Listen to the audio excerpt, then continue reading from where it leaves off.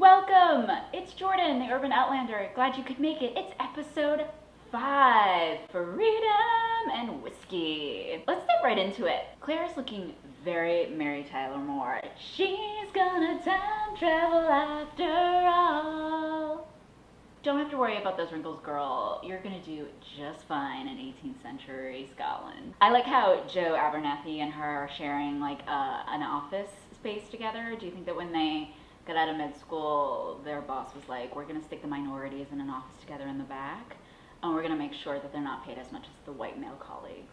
I was riveted the last 3 minutes of this episode. One of the best parts of the episode.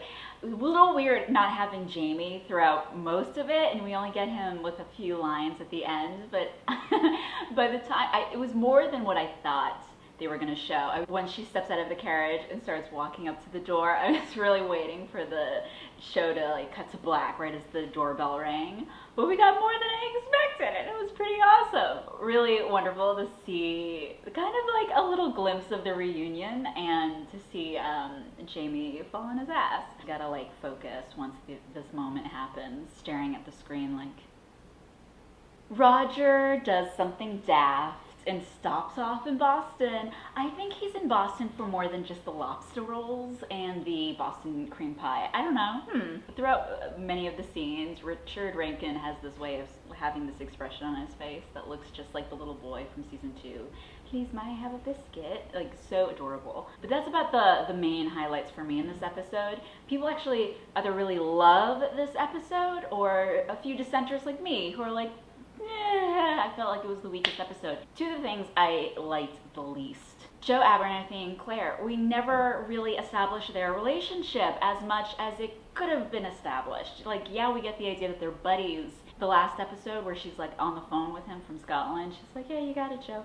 I thought that was just like such a poor emblem of their relationship and their friendship. We never see Frank and Breanna together except for 2 seconds when she turns 16 years old. So when Breanna is going through the pictures and his pipe, I just felt like nothing. We never really saw them together. We never saw them have like a strong bond together, so you're supposed to convey that they did. So Claire and Breanna have this like tearful goodbye. Breanna turns around and puts a Santa hat on and goes and kisses Roger, and I'm like, she got over that real quick. I think it was the first time having a boy over the house and her parents aren't home made her get over Claire real quick. And I just gotta mention it now because I'm too biased. The Candy Sandy scene with Claire, oh my god.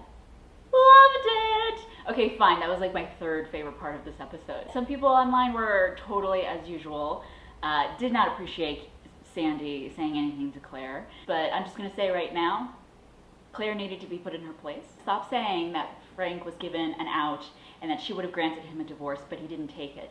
Please.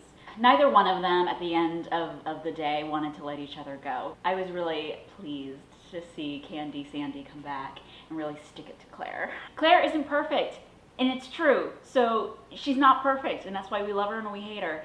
So it's okay to not like Claire sometimes, you guys. It's okay. Fun part, when Breanna and Roger are at Harvard Cloisters, they filmed that at Glasgow University. I've been there.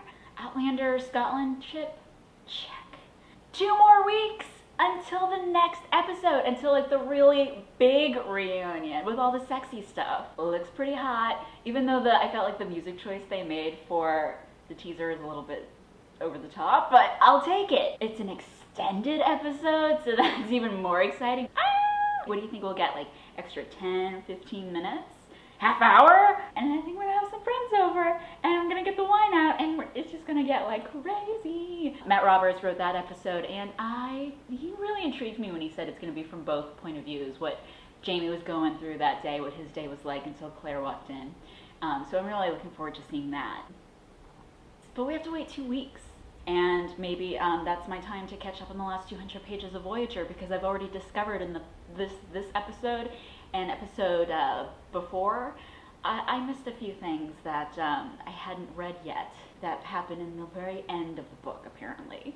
So I might have to read the last 200 pages. Or maybe not, and maybe I'll just be surprised. How about that? Thanks for checking out the video. Thanks for hanging out with me. It's theUrbanOutlander.com for my blog, my Scotland trip, more vlogs, more wackiness. If you can handle it, check out my website.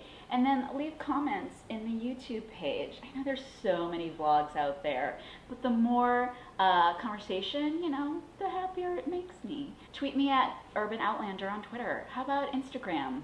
Like, hearts, and like my Facebook page. Thanks, and see you in a few weeks.